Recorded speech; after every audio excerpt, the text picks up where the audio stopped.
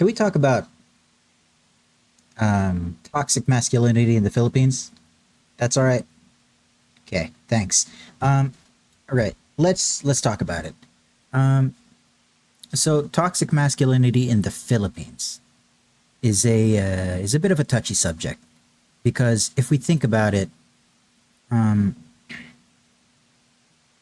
you never really know um, what anybody really is going through. So somebody might feel completely different to how I feel, and somebody might feel exactly how I feel. And so we're just gonna approach this topic carefully together. But I also want to be as transparent and clear with all of the subject matter as possible. Not to mention that this is a man's issue, right? So this isn't me, all right? And I want to be very clear. This isn't me trying to say our issues are better than X genders, right? Because let's be real, all right?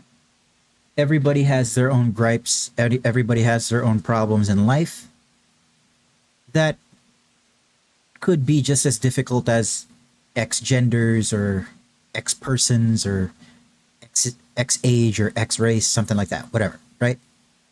And that's a very simplified way of putting it, but I'm just giving you the perspective of myself as a Filipino man and how I feel I've been raised, actually. So, that being said, if you're easily triggered by these deep cut type of topics, this does include topics of mental health. If it's not a good day for you today, it's okay. Sit this one out and come back when you're good. No pressure. That being said, this is a re-recording.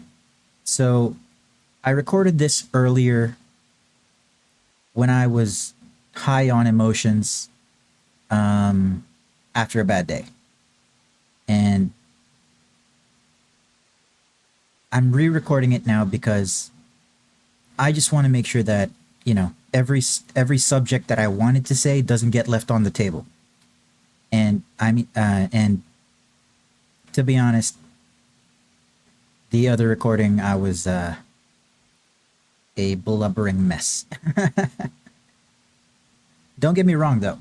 If you'd like to hear that part, I'm leaving it for the end of the video because I feel like it's a good message to set, you know, to be able to, as a man, cry and be vulnerable.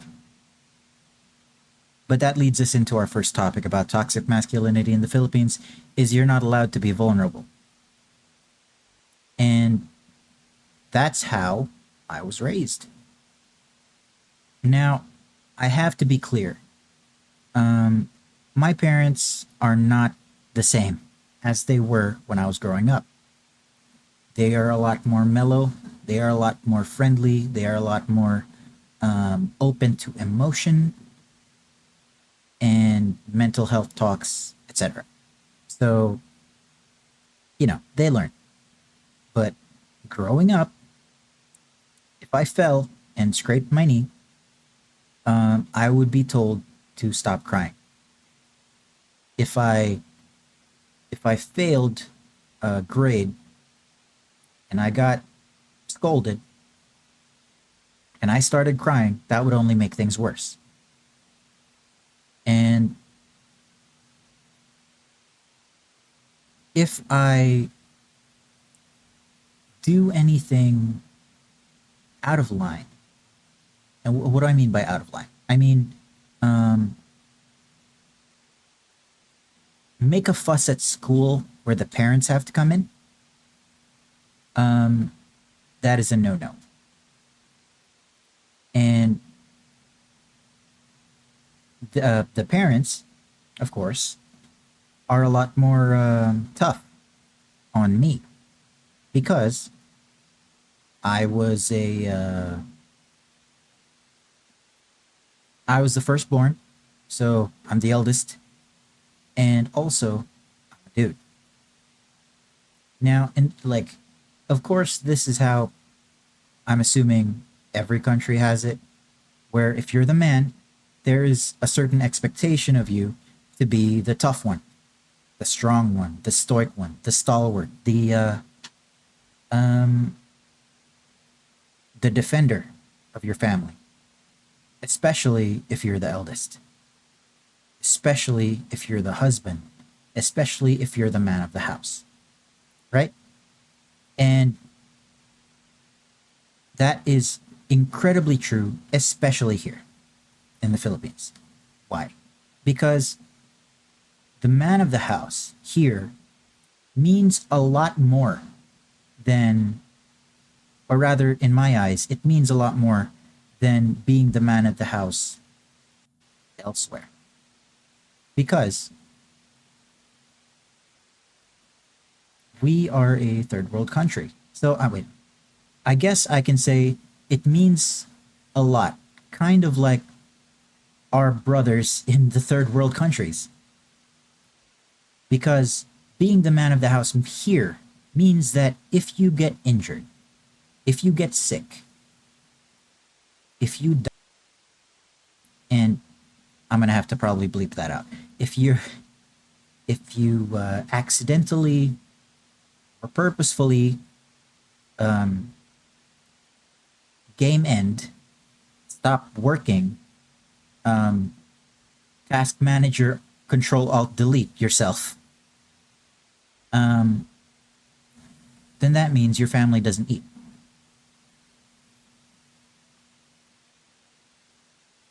What else is there, right? So that is that is the stake, of course, when it comes to being a man here. And even if we're not exactly like, I speak from a place of privilege, okay? I have to be very clear. I'm not poor. I'm not absolutely down on my luck and stuff. I've been blessed to be very privileged.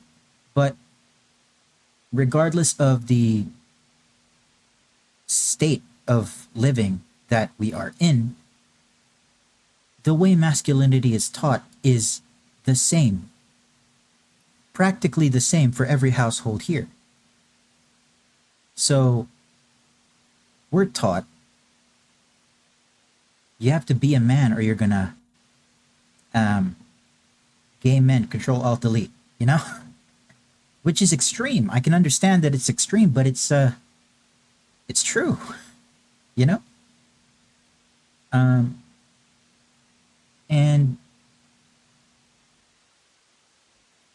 to be honest, part of me admires that. And don't get me wrong, okay? Don't get me wrong. Part of me admires, there's a lot of things about masculinity that, hold on, change myself. Yep, yep. Okay. There's a lot of things about masculinity that I admire so much, especially being the man of my own house. I'm married. I have a wife. I have two beautiful daughters. Not humans because expensive. We have two beautiful daughters, aka two dogs, two Yorkies, which expensive, but you know. And on paper, I'm the man of the house, right? So I have to be the tough one, the strong one, you know? Um, everybody's relying on me. On paper, if this family fails, it's because of me. And okay, this is a very toxic way to think. All right, this is a very toxic way to think. But part of me likes that because it teaches me discipline. Let me tell you about discipline a little bit. I, growing up, was very undisciplined. You know, we had household help at our beck and call because my parents are, before they weren't exactly rich, but now, like when as we grew up, they did better. They did a very good job, which I'm proud of them for. And basically, we always had food, we always had water, we had help in the house at our beck and call, and I had no semblance of any kind of discipline whatsoever. You know, none.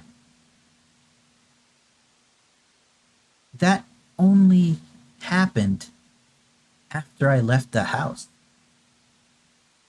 And then all the times that my dad would nag me, hey, you got to be a man, you got to do this, you got to do that, you got to do this.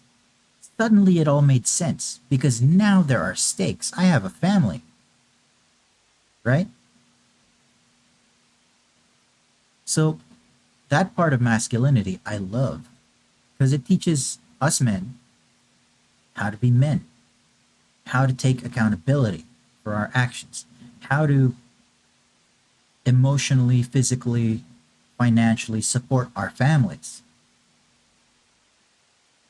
and how to be a defender, a stalwart, a safe space for everyone who steps foot into our households. That's the good part about masculinity. That's the part of masculinity that I want to push everywhere because Filipinos live and die by that. Filipino men live and die by that. You're in my house, you are safe. You are a guest in my house, you are safe. You are a guest in my house, you will be fed. You are a guest in my house, you can use whatever we have. That's the good part about masculinity. The bad part about masculinity is everything that happens that is a failure facing the public, every mistake, every unpaid bill, every um, every time your family goes hungry, every time you're not able to give your children medicine or your dog's medicine, or every time that you're not able to pay for utilities, all of that falls squarely on your shoulders. All that responsibility. It's your fault. So says the Philippine society. Nah. Of course, take responsibility, sure. But all of it? The weight is all of it? Now, let me tell you something, right? I believe that the man should be capable of carrying all of it. Capable. But goddamn, they shouldn't have to, I don't think. Because I have been blessed with a wife who is so driven, so strong-willed, so gung-ho about taking challenges and putting them on her shoulders. I have been blessed with someone like that, and she crushes it as a provider, as one of the as my partner who helps me carry this house together. And she's made it very clear to me, gee, you're not alone. You're not doing this alone. It's not all your fault. We run this together. Why? Because we're equals. And I love that, but part of me can't accept it because I'm the man, right?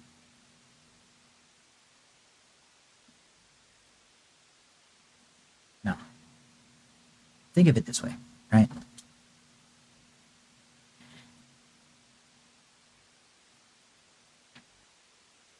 A man should be able to carry everything.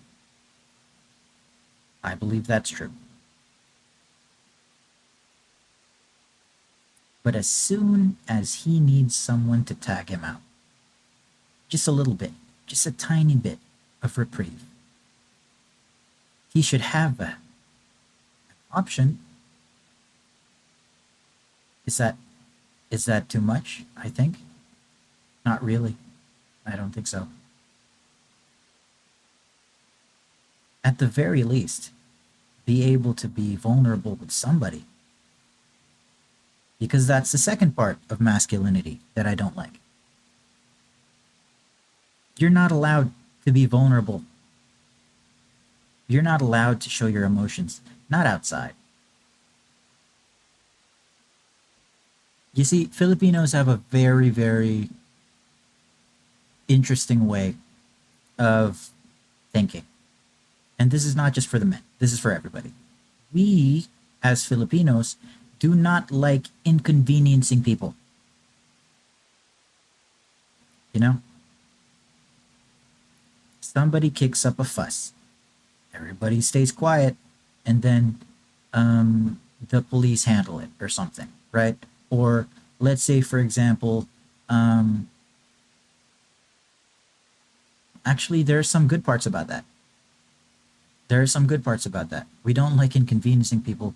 Number one, if there's somebody sees like a lola, like a lola, a very old lady, and she's walking around, you know, walking, and then suddenly, um, some like three or four people get out their chairs and to put the lola in the chair. That's what we mean. We don't like inconveniencing people. The bad part is sometimes to our own detriment. We don't like inconveniencing people, and so if God forbid we cry in public and people feel uncomfortable, we feel like we're inconveniencing people, so we have to hide. And especially as men, we have to hide. And it's taking a lot of genuine and active um, resistance, you know, of mind, mindful resistance to counter that. Because if I have a bad day, I don't want to inconvenience anybody with my emotions. Nobody. I don't want nobody to be inconvenienced with my own emotions. Actually, and I'm going to be real with you guys. Today, in specific, I had a very bad day for reasons that I'm not going to disclose. My business. Fuck you. Just kidding. Um, but yeah, I had a very bad day and I was outside. So I could feel it. I was like, I could feel it coming out. I was going to cry. You know what I did? I went to this old building. I think it was a building with banks, but they were closed because it was a weekend. So I went behind one of those pillars and I let it out. I cried. And then I wiped myself. I put my glasses on. I put my hood up so nobody would see. And here's the thing, why? Why do I have to hide it? I came home and told my wife about it. She was like, "Why'd you have to hide it?" And I told her these words because I'm a guy. I can't show that outside.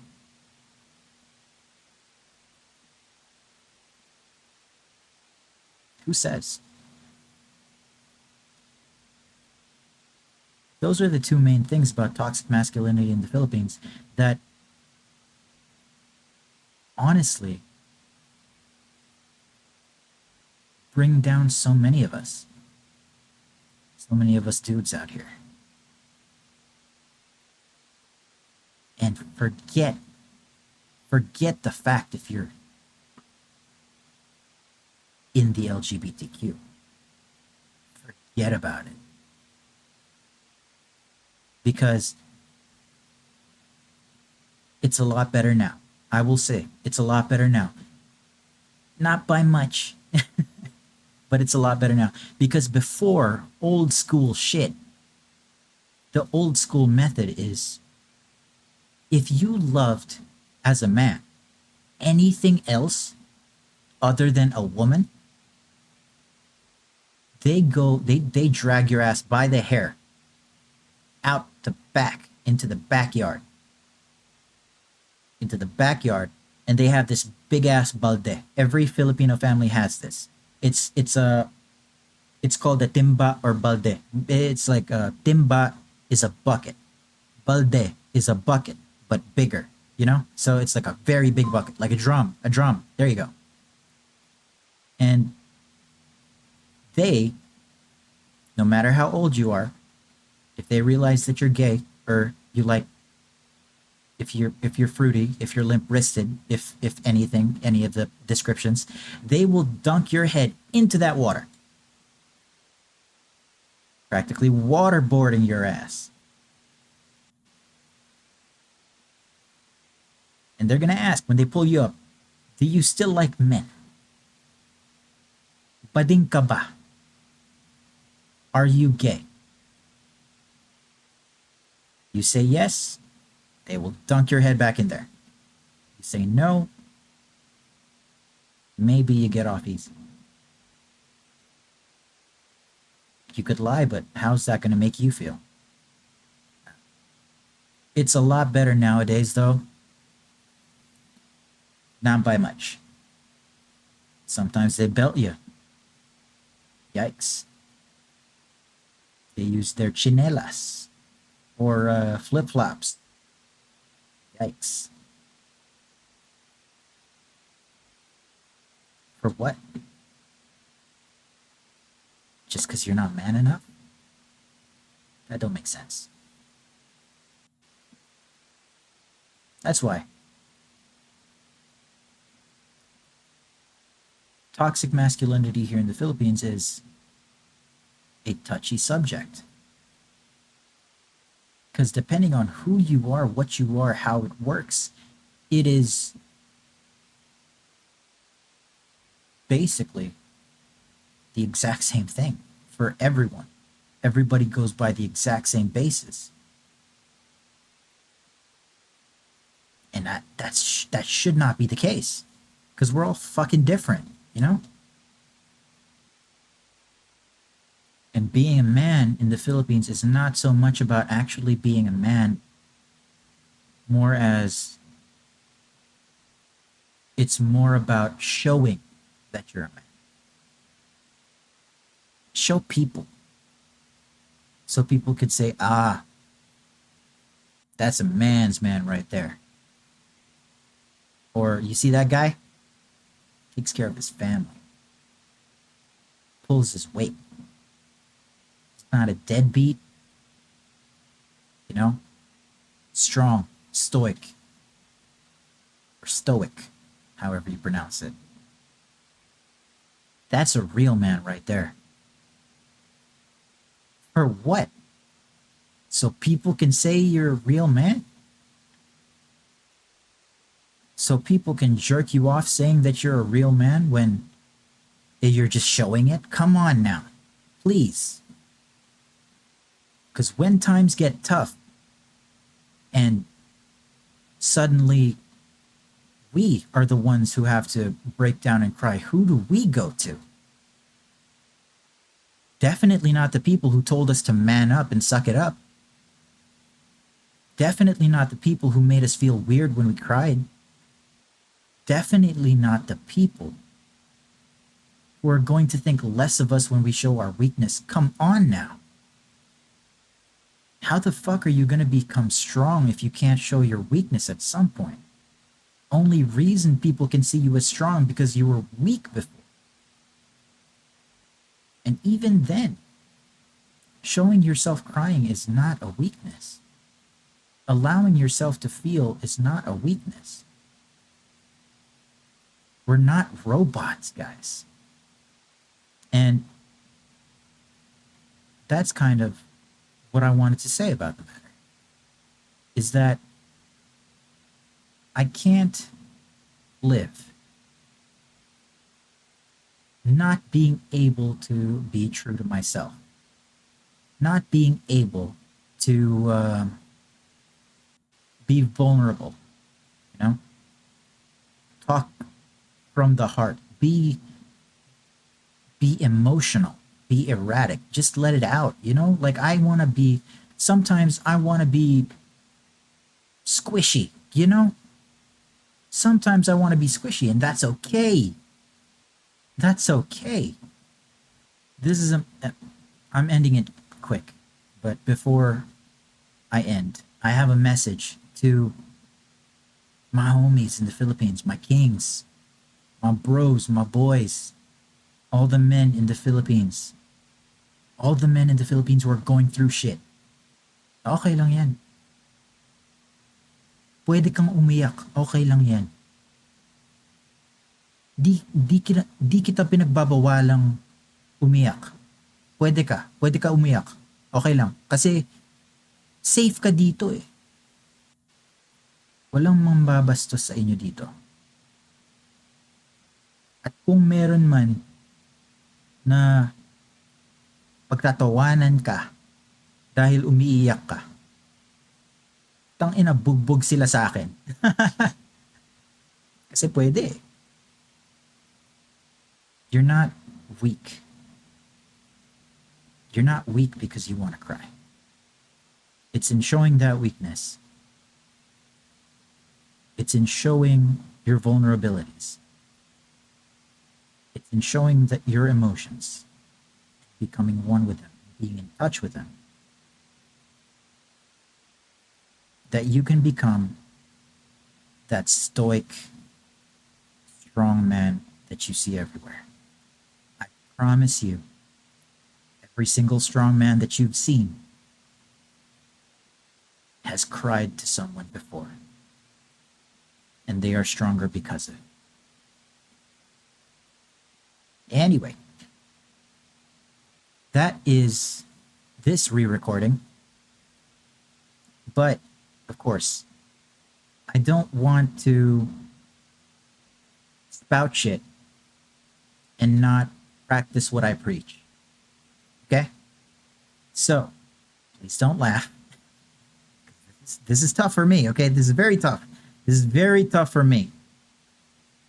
But I'm going to include the recording of myself bawling my eyes out. Because how am I going to be strong if I can't show people that I've been weak before? This has been your boy G is not a lizard, aka G is not a lizard. G out. Bye-bye. Can we talk about toxic masculinity in the Philippines? The way I present myself is a big beefy guy with tattoos and a shaved head. Always wearing sleeveless shirts. Making sure that everyone knows, don't come up and talk to me. Because that's kind of what being a man here is sort of like. Here, especially. Now, I'm not sure how it is for the rest of the world. Maybe it's the same, but here it's pretty extreme. When you're a man here, that means something. It means you gotta be responsible. You take care of your family. Physically, financially.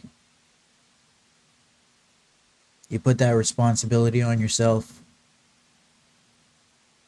You lead the household in making decisions. You're you're the wall that keeps your family safe. So what happens if you're the one that breaks? There are several things that I've been told growing up.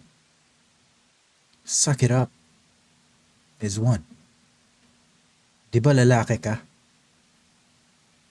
Aren't you a man? That's two. You know, oddly enough, that's gay.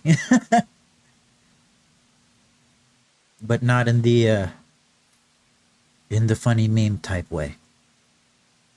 That's the third one. That's all I can think of at the top of my head right now. You see, being a man and everything that comes with it, I like it. You know, I like being able to, because masculinity is not just the toxic shit.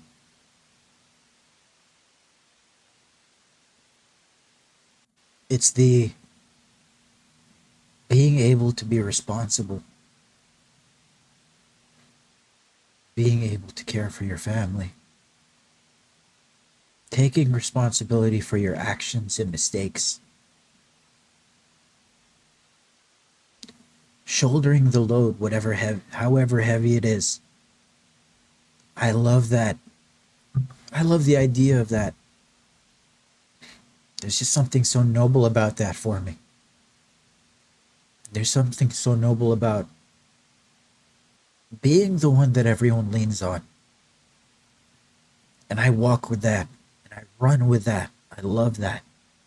That's a beautiful thing about masculinity. But when it gets toxic, that's where I have a problem with it. Did you know that when you're born a man here, but you love anyone else that isn't a woman, if they find out, sometimes, in extreme cases, they dunk your head in water and hold you down until it goes away. Old school shit. They belt you.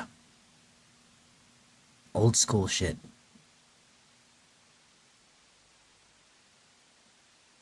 They tell you to go to church. Send you to however many youth camps, however many Bible studies. Pray the gay away. And the thing is,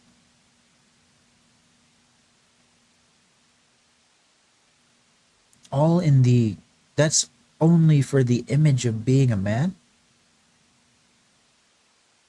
You gotta look like that all the time. And even then, even if it's not that extreme, even if it's just you have a bad day, a really bad day, and you want to cry, you're not allowed to show anybody. Not in public. Sometimes not even your family. Because that's what you are. You're a man. You're supposed to be the strong one here. Always. And I don't fuck with that. I don't fuck with that. Because when someone is pushed to their absolute limits and they can't show anybody, they can't reach out to anybody, where the fuck do they go? Not here. Not with us. You see, toxic masculinity in the Philippines is a story as old as time itself. We're just a little slow in catching up with everybody else in terms of how being a man is evolving. Because, and I sort of understand why, it's tough here in the Philippines. If you're poor, especially if you're poor, and ain't nobody can work but you ain't got the time. You ain't got the time to cry. You can't get sick. You can't get injured. You gotta work to make sure your family's okay. And you gotta look like a man doing it as well. Are you joking? Ah. And the thing is, it doesn't have to be like this. It doesn't have to be like this. And I know that the younger generation especially, God bless them, they're opening their minds to what being a man is like. Opening their minds to accepting the differences in all of us. You're gay? Okay. Come on in. Trans? All right. Whatever.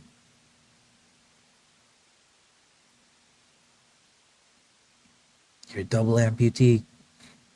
Autistic. You can't work.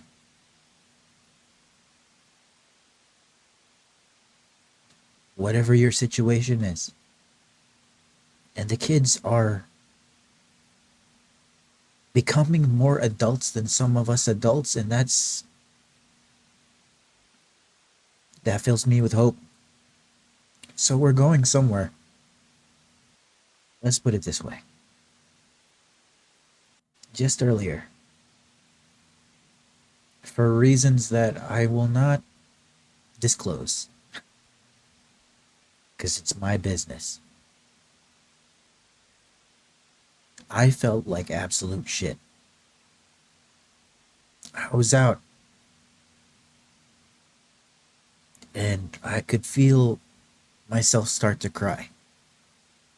I had to go behind a pillar near some decrepit building along this highway just to wipe my face. Why? Huh? Why'd I gotta do that? So, with all the responsibilities that being a man entails in this country, there is still the part of us, as there is with anybody, that wants to be weak sometimes.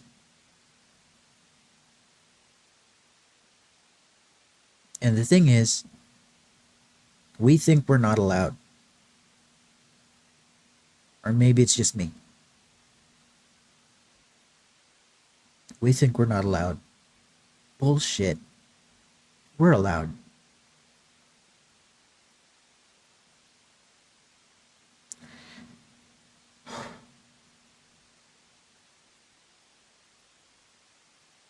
We're allowed to cry. Anywhere we like.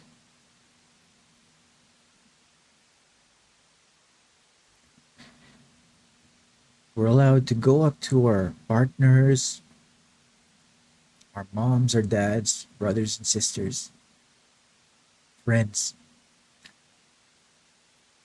and cry in their arms. We're allowed to do that. We're allowed. And so, to my Filipino brothers, actually to anyone, but especially to my Filipino brothers who don't have a support circle, who don't have anyone to cry to, I'm gonna tell you something in the manliest way possible. And you're gonna listen, okay? Para sa mga brother ko, lahat kayo, pwede kayong umiyak. Okay lang yan. Walang mambabastos sa'yo dito. At kung merong man na mambabastos sa inyo dito, bugbog sila sa akin. Kasi pwede ka umiyak. Okay lang yan. Di kailangan itago. Palagi. Ang hirap-hirap na nga ng buhay eh. Pipigilan natin pa sarili natin umiyak. Pwede yan. Safe ka dito. And so, this is what I have to say about toxic masculinity in the Philippines. It's a tough subject. But hopefully, I was able to sort of shed some light. So I'll leave you guys with this. If you got a friend who you see as, especially if he's a man, put together, tough, strong, walks to the beat of his own drum, walks with his head held high, looks like nothing is wrong with him, that motherfucker's hiding something. Ask him if he's okay, please. Because it's tough. Ask him if he's okay. Even if he is, I promise you he's gonna love you for it. G out.